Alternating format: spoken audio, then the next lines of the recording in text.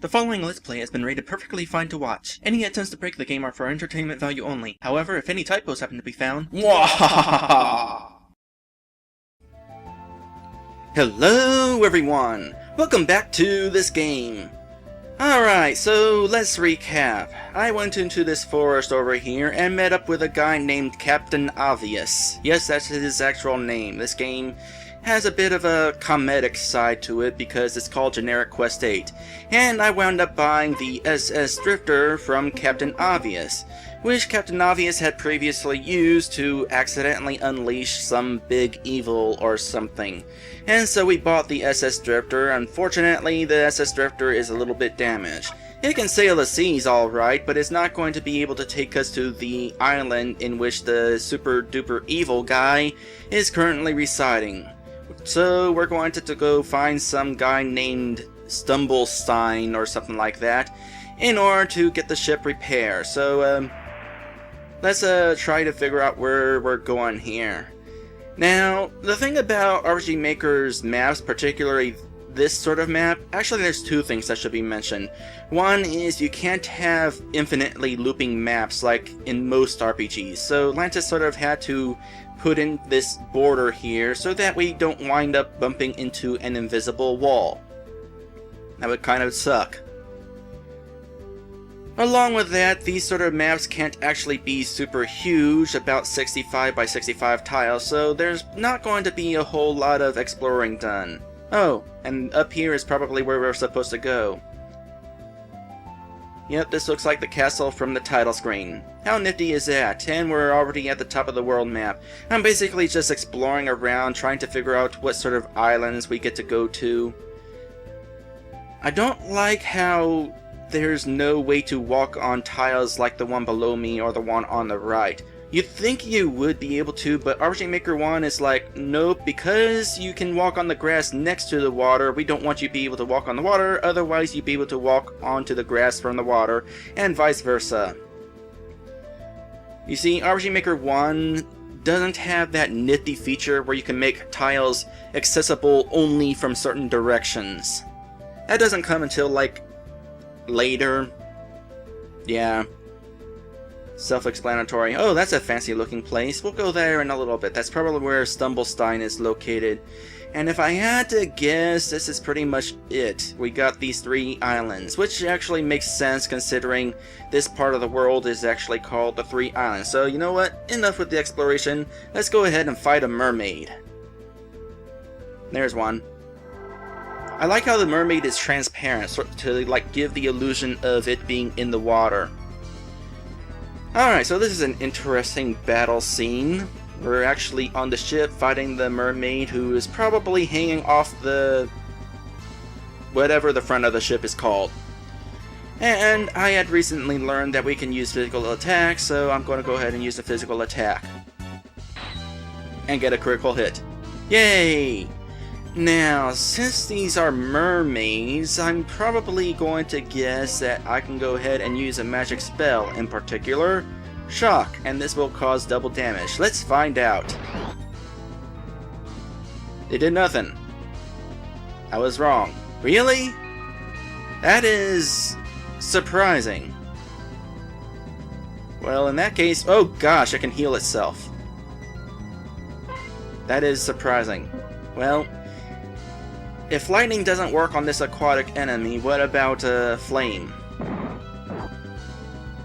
It only causes 1 point of damage. So thus far we have no reason to use magic attacks because they aren't really that effective. And I got hit with a critical hit. I'd like to heal a healing spell. Well, I got potions at least, so there's that. Now don't heal again. Oh boy, this girl's got 3 attacks. Seems to be pretty much amount to either 1 point of damage or the person heals herself. Which is fine. Kinda surprised this thing doesn't have an elemental weakness though. Alright, there's 204 gold and a potion. I'm kinda wondering, do enemies later on in the game drop more gold? and suddenly I'm up here. You can't actually keep track of the exact spot where you teleported into battle, so Lantis puts you pretty much where the enemy might have originally started, which pretty much means the enemy wandered all the way down here. Well, considering how much time I had spent exploring the sea and sitting over there, yeah, I can see how the mermaid wandered all the way over there. Anyway, we're pretty much going to skip the rest of the mermaids for the time being. We don't know how much money we need in order to progress the story, so we'll go ahead and snapshot. And we got enemies in here, so you know what? I'm going to take advantage of that quick save feature. And now we got robots. Well, I'm going to start off by using a couple of magical spells because eventually we're going to encounter something that is actually weak to this stuff. Well, that guy is immune to fire, so let's cast not fire. Nope, we're still going to have to use regular physical attacks. It's a good thing we can actually use regular physical attacks. Except when they miss. When they miss, it's kind of an issue. Thankfully, missing doesn't really happen a whole lot. Ooh, what's this? Is this going to cause damage to both of us? Nope. Are there going to be spells that cause damage to both of us? Eventually. So in the last episode, I kind of discussed how much of an issue it was that it took me 3 episodes to get through and buy the ship. I will discuss that in a bit, but first, I'm actually curious about something. Can I use a healing item on somebody who is dead? Use item. Use potion. Use potion on who? That's a no. How do you back out? Apparently, once you decide to use the potion, you can't back out.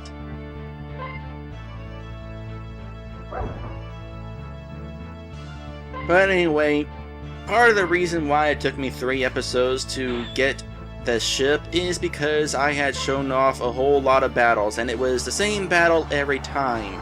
But I just had stuff to talk about. I had to sort of get the history given to you all about this game.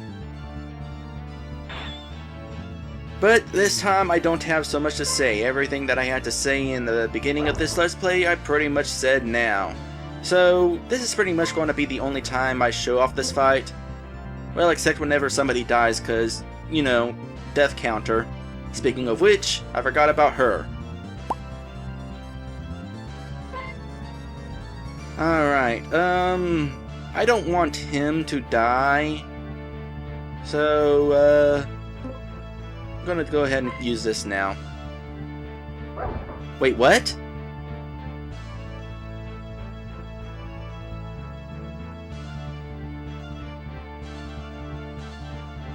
What?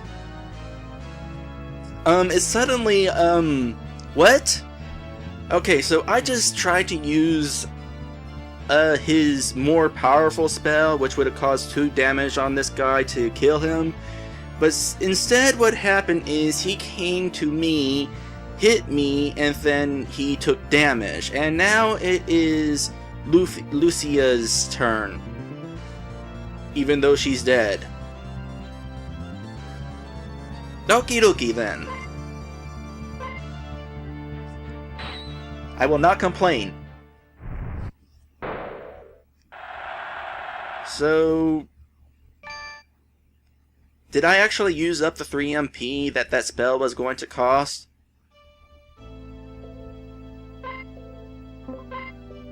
Let's see, player 1 MP, 2, 3, 4, 5. Yeah, I actually did use up the 3 MP. Oh well, it wasn't a total waste because I actually did kill that thing. Well, that was an interesting glitch. Here's a good question. Is it repeatable?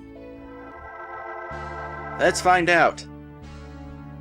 Actually, let's try to run. Because I forgot to quick save.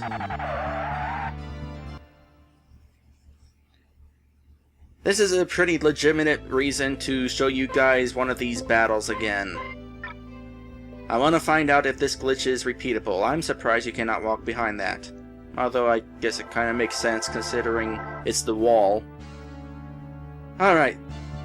Now let's go ahead and use this again. No, that time it actually, oh. Well, now I am thankful for that glitch, because apparently it was not going to cause 2 points of damage, because that guy is strong against that type of attack. So, thank you, glitch, you saved my skin. I'm not entirely sure how. Is it because Lucia was dead?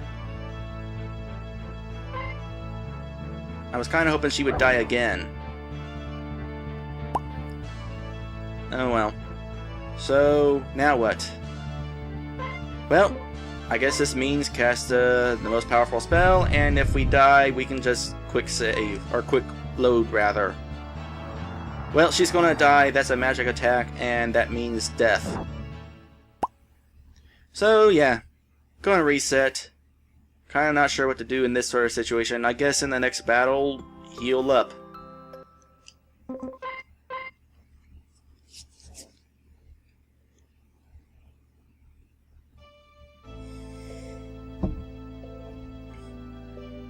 So there's a path over to the left, and let's see, there's a path over to the right. There's also a path up there, but it seems to be locked with these two little pedestals here, which are not lit up. So I'm betting that I'm going to have to go ahead and light those up. And you know what? I'm not going to really worry too much about battles, except I'm probably going to have to... Oh, let's do this. Strategy, go up. Everybody go up. Turn right. You at the bottom, turn right. Turn right. Go to the right. You know you want to. Thank you. Now go up. Well, eventually he'll go up, and then I'll be able to do this. I got a potion. And let's go ahead and sit up here again and hopefully trick these guys into... whatever. That was loud. I am determined to avoid fighting one of these guys, but I'm probably going to have to fight one of them. No, I won't. Here, go this way. Bye! Like I said, actually I didn't say anything. I was going to say something, but I was going to say it's basically just one enemy per area because they take up that much memory. So I'm basically was just planning on just fighting one guy just to show you guys what that fight is like, and then just moving on. This is about to get unfortunate, so you know what? Try this room again. I mean, yeah, I'm going to have to get me some money in order to be able to progress through the game. But... okay. This is doable. But I can worry about collecting money after I know how much money I need, and then I can just do that off camera. Alright. Once again, yoink. That is definitely a loud sound effect. Can you go down? That would be awesome. That was awesome! Alright, sneak around these guys and we can find out what is back here. But first I'm gonna quick save. Because it would be unfortunate if I died. Oh, it's the guy we're supposed to talk to. I see. And I'll need these. Now to combine them. That didn't work too well. Dr. Fumblestein, I presume? I have guests! Snapshot. You know, I can't help but notice that sometimes the snapshot doesn't quite show up in the recording. Or maybe it's YouTube's fault. I have frame rate issues on YouTube, particularly with my videos. Not sure what's up with that. You know, you guys are going to have to point out to me if there's any time where I point out a snapshot, but you don't actually see the snapshot in the recording. I'm just curious about that. But how did you know who I was?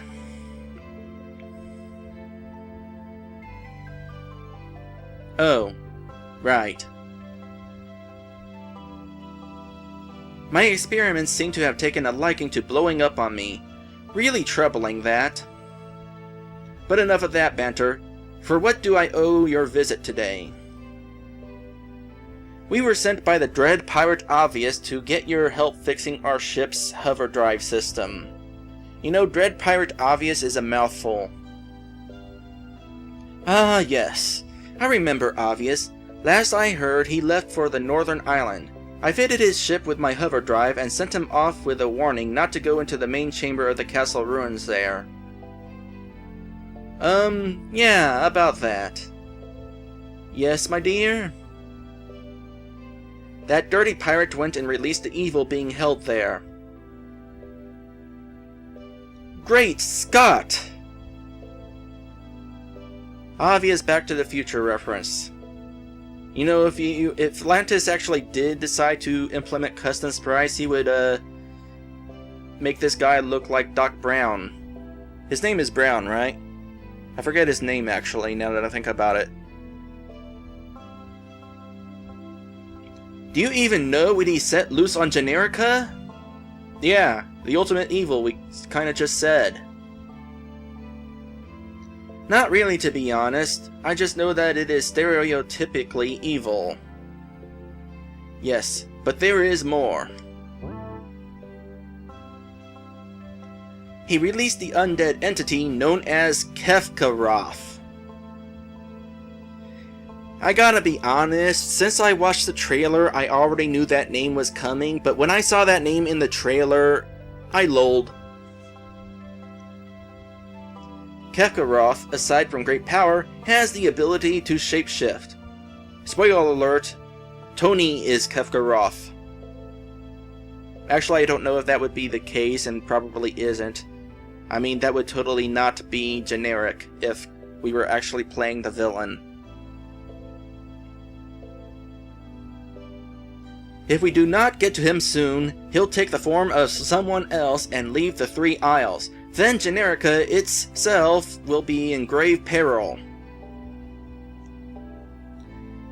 Then you understand the importance of getting the hover drive repaired? Of course, I'll get right on it. I suppose it's entirely possible that we'll be seeing another place aside from the Three Isles. I mean, this hover drive is supposed to get us across a bunch of little rocks leading to the castle, and I couldn't help but notice that instead of big rocks, there's actually a group of little rocks leading outwards in the southwest corner of the map. Coincidence? After you acquire 1,000 gold for me. Why on Generica would we do that? Research and development, my dear. So knowing full well what kind of trouble we are all in, knowing that we are all going to freaking die, you are going to waste time by sending off to grind money for you?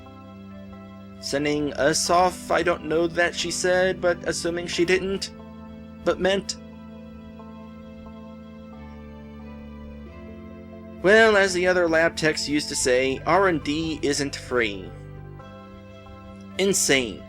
Everyone on this planet is off their rocker insane.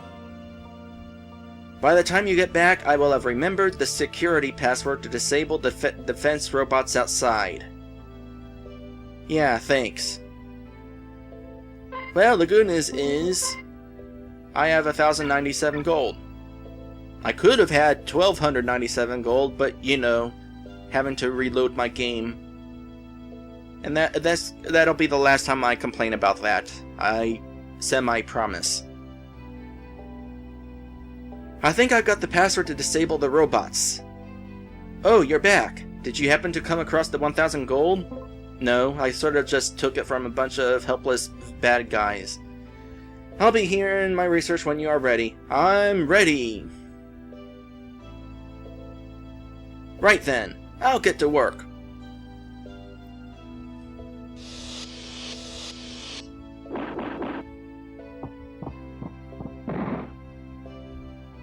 Ah, the magic sound effects, and also he blew up again. I hope that doesn't mean the hover drive blew up and he has to fix it again. Oh right, and our HP and MP is restored. Good, because I kind of came in here with my health at almost dead. Means I don't have to spend 200 gold getting more money, or getting my health restored now. There you go, and best of luck. And I don't have to use items. Oh, and while you were out, I remembered the security password, so you shouldn't have to worry about the robots anymore. Quickly now, all of Generica relies on the two of you. I almost said relics. It's not relics, it's relies.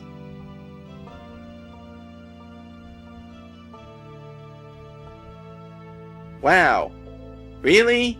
We're already at the end of the first scenario card? For those of you who don't know, this is the equivalent of getting to Disc 2 in Final Fantasy VII. Yeah, this game actually takes up that much memory. And I would show you how much memory, but the names of the locations would kind of spoil things, so I won't really do that. Just know that, yeah, it takes up a ton of memory. But now we have reached Scenario 2, and unfortunately, because I'm in test play, I'm going to have to, well, hopefully I can do this. Quick save. And then, let's see here. Memory card, we're going to load the second scenario. We're basically doing the same thing that I had to do in order to go across scenario cards in Jester's Hunt. Going to have to, I created a quick save, and now we're going to load the second scenario. But the quick save and the main save are not going to work with this because as far as they're concerned, I'm still on scenario 1. So basically what I'm going to have to do here is rename the scenario 2 to Scenario 1. And I'll go ahead and save that, and hopefully things are not broken and stuff. What am I going to do? Oh yeah, I'm saving Scenario, the new name.